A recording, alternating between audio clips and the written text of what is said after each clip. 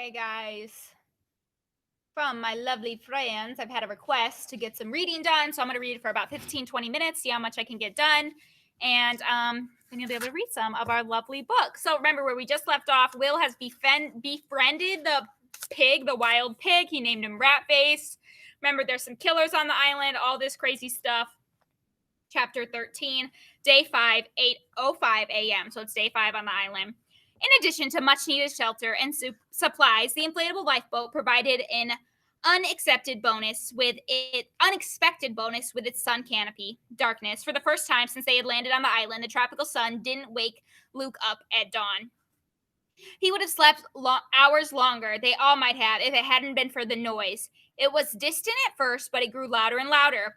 The castaways listened attentively. It was a buzz of an airplane engine. Could that mean? Are they leaving, Ian asked excitedly. Please, God, breathe Charla. Remember, the lovely people, not lovely, but the murderers, they're hoping that they're leaving on the boat, okay? They scrambled out of the raft and looked up for the twin-engine seaplane, but the dense canopy of branches and palm fronds blocked out the sky except for a tiny glimpse of bright blue here and there. The beach, exclaimed JJ, breaking into a run. Luke grabbed his wrist and held on. It's too dangerous. They might see you. They waited for the slow fade in the engine sounds that would indicate the aircraft was far away. Instead, the buzz remained at full volume, almost as if it was coming from directly overhead. And then, all at once, the noise died out. Luke frowned. That's weird. Think they're still here? Asked Liza. Charla was confused. But why would they use their airplane if they weren't leaving? Ian shrugged. Maybe they're gone. Sound over water can do funny things. We've got to go over there and find out, Luke decided.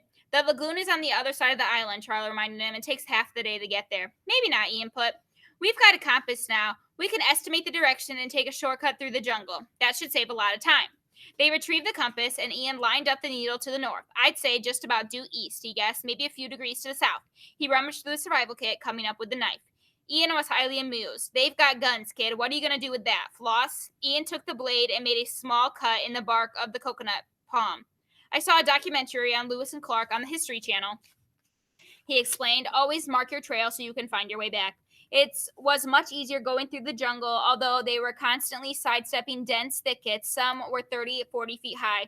In less than an hour, they had reached the low bluff looking over the shore. There, they made a left turn and headed south. Hey, all at once, Liza pitched forward, landing flat on her face in the underbrush. Must have been those big island joker ants, snickered JJ, helping her out. Watch out, they also give wedges. Then she fell silent in mid-word, staring at the ground. I know this sounds crazy, but was there ever a sidewalk here, do you think? Oh, sure, JJ said sarcastically. They laid it down back when they built the mini mall. Look, she interrupted. Half buried in the damp earth was a familiar gray shape. It was broken and crumbling, with weeds and brushes coming through the cracks, but the edge stuck out of the ground and was perfectly straight. There was no question about it. This was a slab of poured concrete. So they're in an abandoned island, and now all of a sudden there's concrete. Like old concrete. It's crumbly and all that, but okay, that's weird. Here's another, called Charla, kicking at the mud a few feet ahead. They spread out, digging their hands and feet. They found slabs extending all the way from the bluff, hundreds of yards into the deepest jungle. Maybe it's a walk of fame, suggested JJ, where all the celebrity lizards make impressions of their tails in the cement. It proves one thing, Luke said. The island wasn't always deserted. People lived here. And later than the invention of paved roads, Ian pointed out. Charla nodded. But who builds a road in the middle of a jungle? They all turned to Ian, and for once, he had no answer. The castaways continued south. It wasn't long before they spotted the sheltered lagoon where they had witnessed the murder just 2 days before. To Luke, it seemed as if hundreds of years had passed since then. Get down, he ordered. The five dropped to a crouch, peering out through the trees. Liza hovered over Luke's shoulder. Can you see anything? Are they gone? There, beached side by side, were 2 seaplanes. What the heck? Why is there 2 planes now? Chapter 14, day 5, 9:50 a.m. So it took them about 2 hours to get to the other side of the island instead of a whole day because now they have a compass. Charla was bewildered. Another plane? Luke stared in disbelief, but the truth was undeniable. The sound they'd heard hadn't been the departure of the first aircraft, but the arrival of a second. They've got company, he commented. JJ frowned. Yeah, but why me here? This island is nothing less than boring. There's nothing but bugs and bananas. Privacy, Luke told them. These guys are criminals. They're probably up to something illegal. Ian pointed out a place where the jungle advanced down a coral ramp. There was an excellent coverage of dense underbrush, plus it was spying range of the shore and a good 20 feet above sea level. It would be nearly impossible for the men to spot them there. It took another few minutes to creep down the steep slope. Luke was in the lead with the others in line behind him, keeping their heads low. They crouched in the vines, peering out over the lagoon. The second plane was a single engine job, smaller than the first one, but with a large cargo hold on its underside. Look, hissed Charla. It was the red haired man. Instinctively, Luke's eyes traveled to the thin man's waist, where his gun was jammed into his belt. That's the killer, he whispered to Liza and JJ. The guy he's talking to must be the second. The guy he is talking to must be the second plane. 4 others came into view, Red Hair's partners and 2 newcomers. They were carrying the crates that had been unloaded from the first aircraft. Red Hair peered open the first box and rummaged inside. Blankets? Mused Charla in perplexity. There was something wrapped in them. It was long and gleaming white, taller than the men's themselves. It took 2 of them to hold it up, and another one clutching the foot-thick base was struggling. The thing tapered in the slightest curve down to a soft point at the end. Let me guess, put in JJ. It's the world's longest golf tee. Ian's mouth formed an O of sudden understanding. Ivory. Liza stared at him. It's soap? Ivory soap. My husband uses it on his face. The younger boy shook his head. The other kind of ivory. I think it's an elephant tusk. I saw on a show about it once. That's why people hunt elephants, for their ivory. But that's so wrong, protested Charla. It's also against the law, isn't it? Asked Luke. So's murder, JJ reminded him darkly. As they watched the men unwrap 3 more tusks, one the same size as the first and a shorter pair about 4 feet long, they then turned their attention to the second case. It was smaller, but more high-tech, with sealing latches and various knobs and indicator dialed. As they opened it, a cloud of vapor rose and dissipated into a tropical humidity. I was afraid of that, Ian said seriously. Inside, they could make out dozens of transparent jars. What is that? Asked Luce. I think those are animal parts, Ian told them. Probably from endangered species. Tigers, most likely. Parts? Liza said weakly. Fur, claws, Ian added. Meat, vital organs, bones. Yuck, was JJ's opinion. Charla looked as if she was about to throw up. But why? Who wants that stuff? A lot of Asian countries, tigers' parts are a delicacy. That's like really fancy thing. For the super rich or even a miracle cure. It wasn't all the documentary I saw. A full-grown tiger can be worth close to $250,000 on the streets of Hong Kong. So what you're saying, Luke began, are these guys smugglers? Ian nodded. Dealers in ivory and illegal animal parts. The men from the first plane, they must buy from poachers around Africa and Asia. And then they sell to the second group. But why here? Asked Liza. Isn't it obvious? Replied Luke.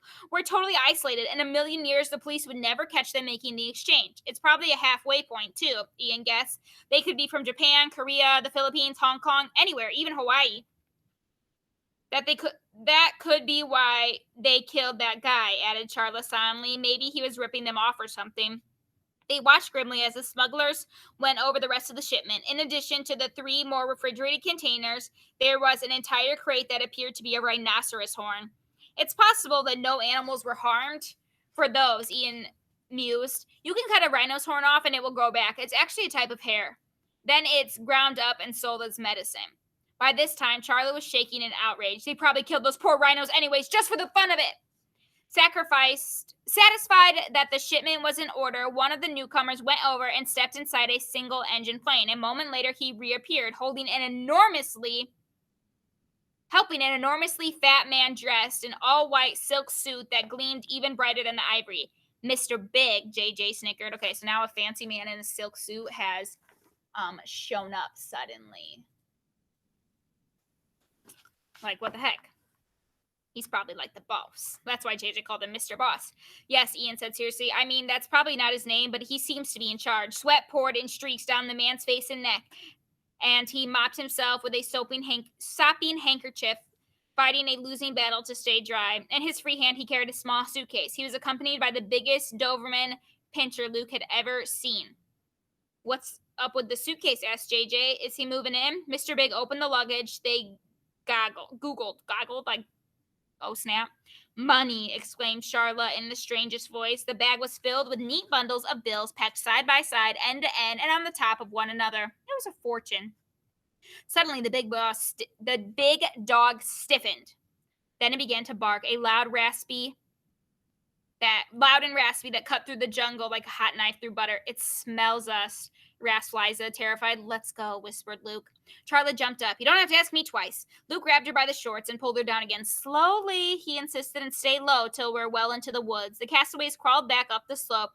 They could still hear the barking when they reached the top and ran into the depths of the jungle. There was a panic to their flight, and they scrambled through the vines, tripping and stumbling on the foliage grew thicker. Slow down, ordered Luke. But what if they're coming after us? Asked Charla, who was 30 feet ahead of everyone else. They probably think they're barking at lizard or something, said Luke. Come on, somebody's going to break a leg.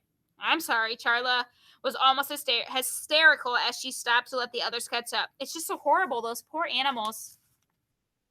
Hey, JJ cut her off. We have no proof that any of that stuff is real. Those tusks could be plastic. How come you ran too? She shouted back. The dog probably isn't in on the hoax, JJ grinned sheepishly. Every hundreds of years of actors wind up with stitches because stunt animals don't know it's just a movie. That's no stunt animal. Luke was angry now. And this is no stunt. Every time it seems like we've hit bottom, something more awful happened, Liza agreed miserably. Will goes crazy and more smugglers come, or their dog smells us. How could it be any worse?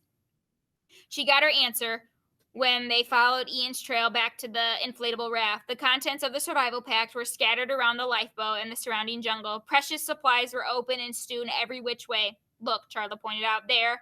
Amid dozens of sneaker prints were animal tracks. Ian squatted to examine them. Bore, he concluded. Uh-oh, Liza rummaged through their gear. Whatever it was, it took the mac and cheese. That's impossible, Luke exploded. It was freeze-dried and vacuum-packed. It didn't smell any different than the first aid kit. There's no way the pig could be smart enough to go through all this stuff and decide that was food. His fellow castaways stared uneasily back at him. Their last meal, their safety net, was gone.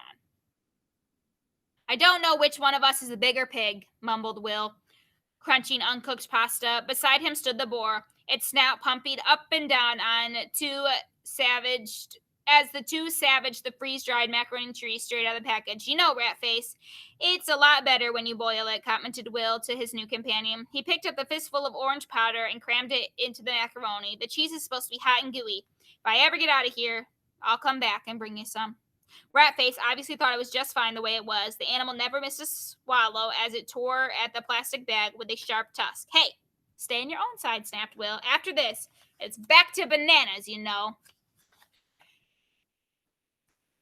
All right, we're going to stop there. So I hope you enjoyed chapter 13 and 14. I will make another recording again soon so you guys can watch it. Ta-ta.